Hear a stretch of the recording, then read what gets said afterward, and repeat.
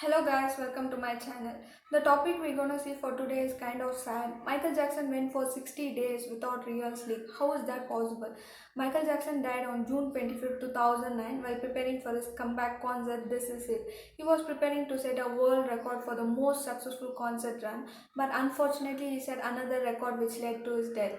Experts say Michael Jackson was the only human ever to go 2 months without REM sleep. It is rapid eye movement sleep. Adult needs 7 to 8 hours of sleep every day. Our brain cell needs sleep to maintain and repair its neuron. Unlike blood cells, our brain cells are not cycled out, and that is why, like a computer, our brain has to go offline to maintain the cells that we keep for life since we don't make new cells. And throughout the night, our body cycles through 4 stages of sleep, 3 non-REM stage and 1 REM stage. And each complete cycle takes about 90 minutes, typically ending in REM sleep. And the first REM cycle is fairly short, about 10 minutes, and it gets longer throughout the night, up to an hour or even more. And what happens during REM sleep? During REM sleep, the activity of our brain is very similar to that of wakefulness. Our eyes are moving around rapidly as if we are scanning our environment, and it is also the dreaming portion of our sleep, and our muscles are temporarily paralyzed to keep us from acting out those dreams. And that is why sometimes when we wake up all of a sudden from a dream, we feel paralyzed. That is because of REM sleep. But Michael Jackson went for 60 days without REM sleep. Why? What is the reason behind this? Michael Jackson suffered from insomnia since his youth. Insomnia is a common sleep disorder that can make you hard to fall asleep, hard to stay asleep, or cause you to wake up too early from sleep and not be able to get back to sleep again. Insomnia can sap not only your energy level and mood, but also your overall health, your work performance, and quality of life. Michael Jackson had very bad insomnia, and he was forever damaged from false accusations. And he said he was always hyper from tours and concerts because he was in a different time zone and he had problems sleeping. And to treat his insomnia, his personal doctor, Dr. Conrad Murray, gave him the wrong drug, wrong medication, propofol. Propofol is not used to treat insomnia. Propofol is a drug sedative used to induce and maintain sleep as a part of surgery or any other medical procedure. But Dr. Conrad Murray used this drug on Michael Jackson for straight 60 days, which is not recommended by any doctor. The 60 nights of propofol infusion that Michael Jackson underwent is something a sleep expert says no one has undergone. Dr. Charles Sizzler, a sleep expert, says the symptoms to what Michael Jackson was exhibiting was very consistent with what someone might expect to see of someone suffering from total sleep deprivation over a chronic period.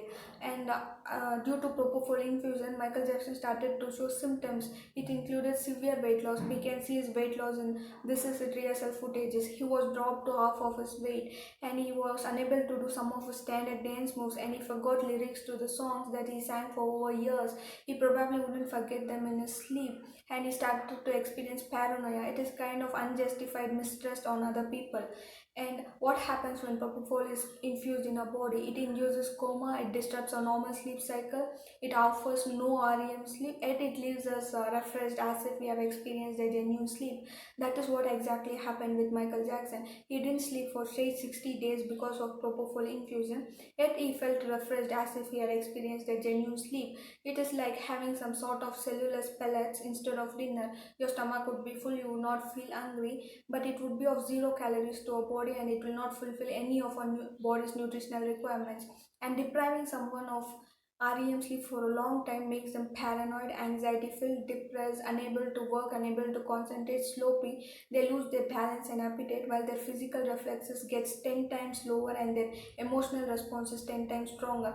The symptoms was very similar to what Michael Jackson was exhibiting in his final days. His co-workers, choreographers, hairstylists, chefs, everyone said Michael Jackson became progressively thinner and paranoid, and he was talking to himself in his final weeks. He was so weak that even his production manager feared that Michael Jackson would hurt himself on stage and he wouldn't be able to do the 360-degree spin that Michael Jackson was known for. And the show director Kenny Ortega said Michael Jackson was having trouble grasping his work and he needed a psychiatric help. He also needed a teleprompter to remember the lyrics to the songs that he sang for over decades.